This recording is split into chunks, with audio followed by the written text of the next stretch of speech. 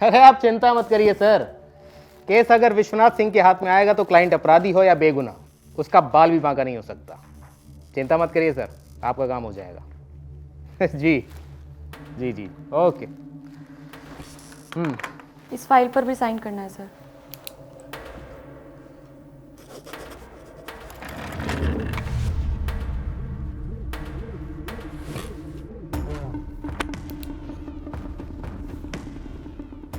Appointment था इनका? No sir. कौन है आप? अपॉइंटमेंट नहीं है सर मेरा, और आपको देने के लिए मेरे पास पूरी फीस है। ये लीजिए 2 लाख रुपए का चेक। हाँ ये सब तो ठीक है, पर केस क्या है तुम्हारा? केस नहीं है सर, इन 2 लाख के बदले मुझे आपका हाथ चाहिए। Excuse me. क्या फैलियाँ बुझा रहे हो? सीधा सीधा बताओ ना बात क्या है। इतनी जल्दी भूल गए सर? अभी तो इस बात को 3 महीने भी पूरे नहीं हुए। किस बात को? मिस्टर, प्रॉब्लम क्या है आपकी? मुझे आपसे कोई प्रॉब्लम नहीं है, मेरी प्रॉब्लम तो मेरे सामने बैठी हुई है, the great lawyer Vishwanath Singh, जो आज तक कोई केस नहीं हारे, चाहे इनका क्लाइंट अपराधी ही क्यों ना हो। सीधा सीधा बोलोगे बात क्या है, या धक्के मार के निकलवाऊं यहाँ से बाहर? धक्का तो आप मुझे मार ही चुके हैं सर,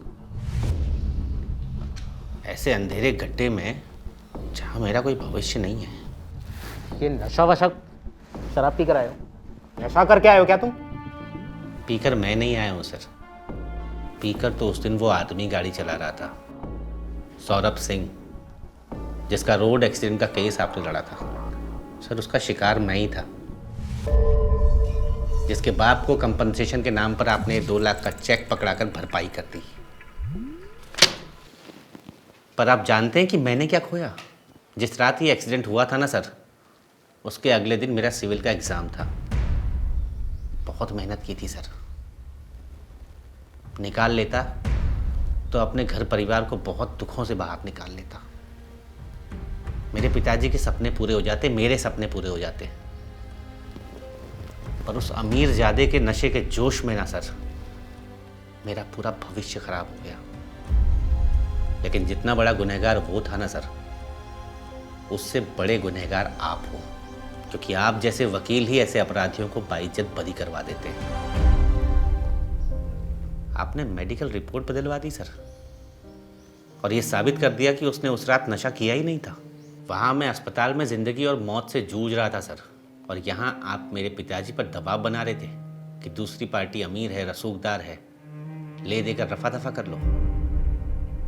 और जब मेरे बूढ़े पिताजी नहीं माने तो आपने अपने कानूनी दांव पे चलाकर उसे बाइज्जत बरी करवा लिया, और हमारे हाथ में पकड़ा दिया ये 2 लाख का चेक।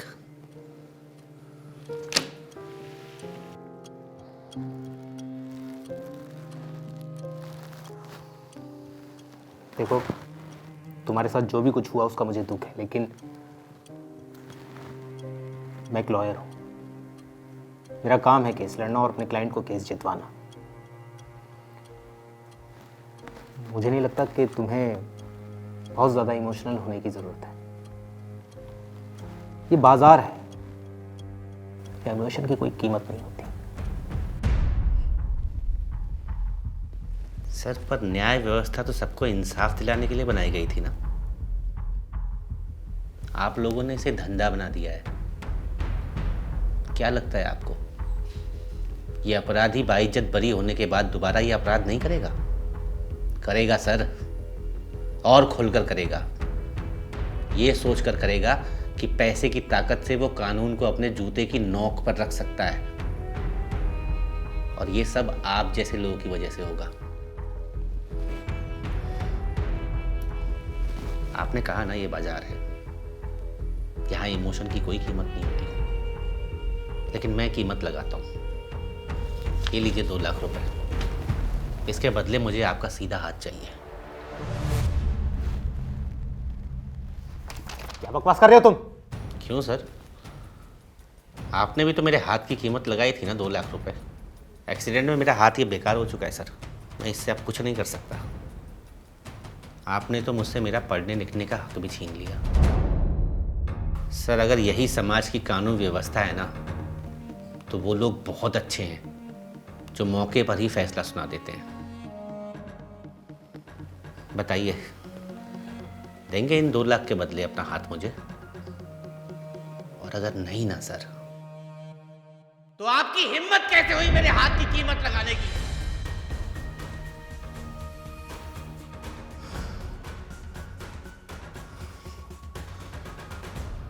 डरिए मत सर,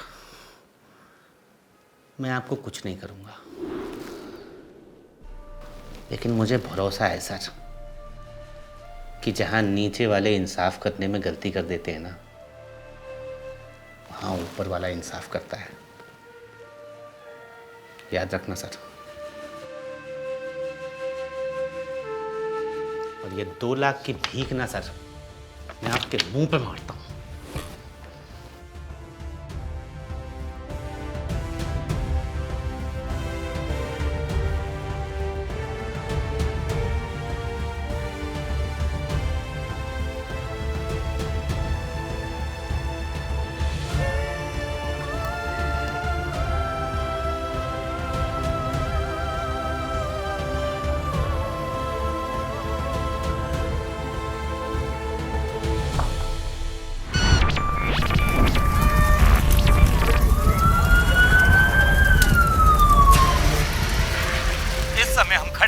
देश के जाने माने वकील के घर, जो हमेशा सत्य के लिए लड़े और कोई भी केस जीवन में नहीं हारे, लेकिन पिछली रात एक सड़क दुर्घटना में मौत से हारते हारते बचे। डॉक्टरों की माने तो उनकी जान बचाने के लिए उनके दोनों पांव काटने पड़ गए।